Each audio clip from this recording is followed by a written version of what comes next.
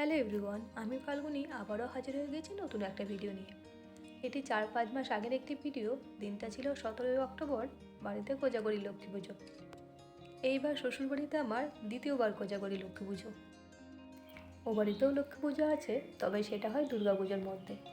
ছোটোবেলা থেকেই দেখতাম দিদি আলপনা দিত, সেই থেকে দেখে দেখেই আলপনা দেওয়াটাও শিখে গেছি। তাই দিদির বিয়ে হওয়ার পর ওই বাড়িতে আলপনা দেওয়ার দায়িত্বটা আমার উপরেই পড়তো, আর এখানে এসেও আলপনার দায়িত্বটা আমার ওপরেই। আগেরবার লক্ষ্মী পুজোর আগে এই আলপনাটা দিয়েছিলাম। যেহেতু এটা মেন গেটের সামনে অনেকটাই উঠে উঠে গিয়েছে, ভেবেছিলাম এইবার নতুন করে দেব, কিন্তু টাইম না পাওয়ায় ওপর দিয়েই ফিনিশিং করে দিলাম। পুজোর দিন যেহেতু অনেক কাজ থাকে, তাই পুজোর বাসনপত্রগুলো আগের দিনই বার করে ধুয়ে রাখা হয়েছে। এদিকে ওভেনটাও বার করে রাখা হয়েছে, যেটাতে পুজোর রান্না বান্না করা হয়। নারকেল কুড়তে বসে পড়েছি, অনেক রকমের নাড়ু হবে। মা ওই দিক থেকে বলে বলে দিচ্ছে, আমি সেভাবেই কিন্তু করার চেষ্টা করছি। নারকেল গুঁড়ো কুড়ে আলাদা জায়গায় রেখে দিয়েছি, কারণ 2 রকমের নাড়ু হবে, একটা হবে গুড় দিয়ে আর একটা হবে চিনি দিয়ে। মা ওদিকে তিলটা ভাজছে আর গান গাইছে। এই তিলটা দিয়েও কিন্তু নাড়ু বানানো হবে। নাড়ুগুলো কিন্তু গরম থাকতে থাকতেই বানিয়ে ফেলতে হয়, না হলে এমন অবস্থা হয়ে যায় নাড়ু আর শেষে হয় না, সব ভেঙে যায়। এই যে এখন কিন্তু চিড়ে দিয়ে নাড়ু বানানো হচ্ছে। সমস্ত নাড়ু বানাতে বানাতে প্রায় বেজে গেছিল রাত 11টা। পরের দিনই পুজো আছে, তাই খুব সকাল সকাল উঠতে হবে। সকাল সকাল স্নানটা সেরে রেডি হয়ে নিচ্ছি। সেদিন সকালেই বৃষ্টি হয়েছিল হালকা। ভাবলাম দিনটা হয়তো ভালো যাবে না, কিন্তু সারাদিনটা বেশ ভালো হয়ে গেছিল। এই যে ব্যালকনিতে আমার গাছ সুন্দরী, এটা দিদির বাড়িতে রেখেছিলাম, ওখান থেকেই নিয়ে এসেছিলাম। খুব পছন্দের গাছটা আমার। নিচে এসেই সিংহাসনের পাশে মা লক্ষ্মীকে যেখানে পুজো করা হবে সেই জায়গাটা কিন্তু আমি সাজিয়ে নিচ্ছি। মায়ের দুটো পুরনো শাড়ি নিয়েছি, যেগুলো মা পরে না, সেই শাড়িটা দিয়েই প্যান্ডেলের মতো করে পেছনটাতে সাজিয়ে দিয়েছি। বাড়ির পিছন দিকটাতে লাগানো আছে একটি পান গাছ। এই পানের পাতাগুলো দিয়েই কিন্তু ভাবছি মা লক্ষ্মীর আসনটা আজকে সাজাবো। প্রত্যেক বৃহস্পতিবারেই মা যখন পুজো দেন, এখান থেকেই পান তুলে মা লক্ষ্মীকে পানের খিলি সাজিয়ে দেন। কাল রাতের বেলাতেই শ্বশুরমশাই ঠাকুরটা নিয়ে এসে রেখেছে। এখন আসনটা আমি সাজিয়ে ফেলবো। ওই যে পান পাতাগুলো তুলে এনেছিলাম, ওইগুলো দিয়েই সাজাবো, আর তার সঙ্গে গাঁদা ফুল। অবশ্যই জানিও সাজানোটা কেমন হলো। এই যে মা লক্ষ্মীর আসনটা সাজানো হয়ে গেছে, দেখতেও বেশ ভালোই লাগছে। এই যে আসনটাতে মা লক্ষ্মীকে বসিয়েছি, ওটাও আমার নিজেরই বানানো। এইবার ফুল বেলপাতার থালাটাও সাজিয়ে রাখি, যাতে পুজোতে বসে কোনো কিছু খুঁজে পেতে অসুবিধা না হয়। আর মায়ের সবচেয়ে প্রিয় ফুল পদ্মটাকেও রেডি করে রেখে দিই।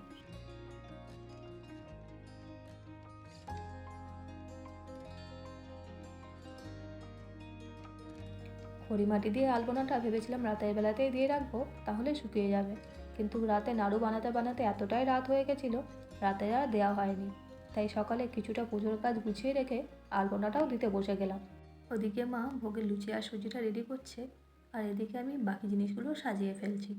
রাতে যে নাড়ুগুলো বানিয়ে রেখেছিলাম, মা লক্ষ্মীর যে পছন্দের নাড়ু, সব একটা থালাতে সাজিয়ে দিলাম। বাকি জোগাড়গুলো কমপ্লিট হয়ে গেছে। এবার পুজোর বাটাটা সাজিয়ে ফেলতে পারলেই জোগাড় মোটামুটি কমপ্লিট। পুজোর দিন যে এত কাজ থাকে, সকাল থেকে কিভাবে যে টাইম কেটে যাচ্ছে বুঝতেই পারছি না। বাড়িতে যখন কোনো পুজো হতো, মায়ের সাথে সাথে একটু একটু কাজ করতে করতে শিখে গেছি। তাই এখানে এসে পুজোর জোগাড় করতে খুব একটা অসুবিধা হচ্ছে না। বাটাটা সাজানো হয়ে গেছে, এইবার চাল কলাটা কীভাবে সাজাতে হবে মা বলে দিল, সেভাবেই সাজিয়ে ফেললাম। পুজোর জোগাড় প্রায় কমপ্লিট হয়ে গেছে। আর মা পুজো দেবার সময় মা লক্ষ্মীর সিংহাসনে আলতা, সিঁদুর, ধান, সিঁদুরদানি, মিষ্টি, 5 রকম ফল, সমস্ত কিছু কিন্তু রেডি করে রেখে দিয়েছে।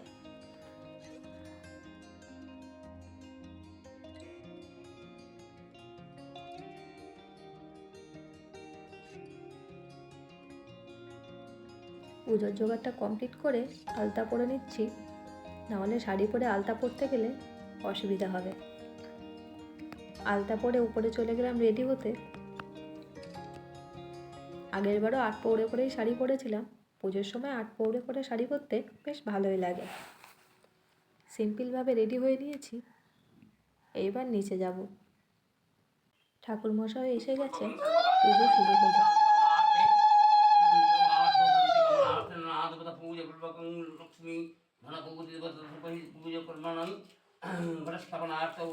মোমবাতিটা ধরাও, ধরিয়ে তারপরে মহালক্ষ্মী দেবী নমো নমো ধূপকাঠি এগুলো ধরিয়ে দাও। আগে মোটা মোমবাতিটা ধরাও।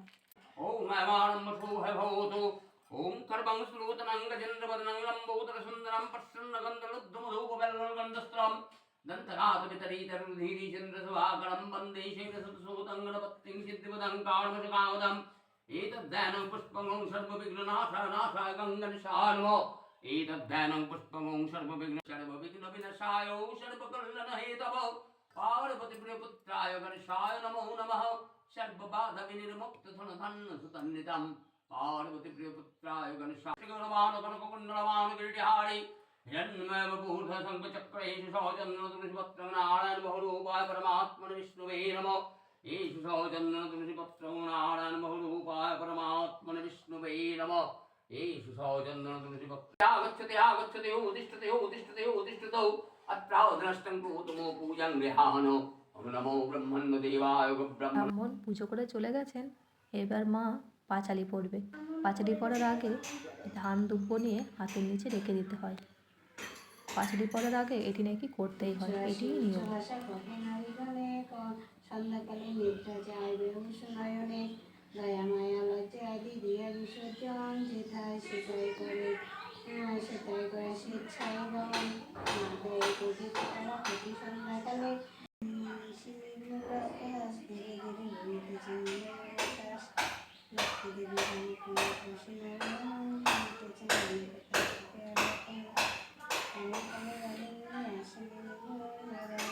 আজকের ভিডিওটা এই পর্যন্ত। তোমাদের কেমন লাগলো অবশ্যই জানিও। দেখা হবে নেক্সট ভিডিওতে।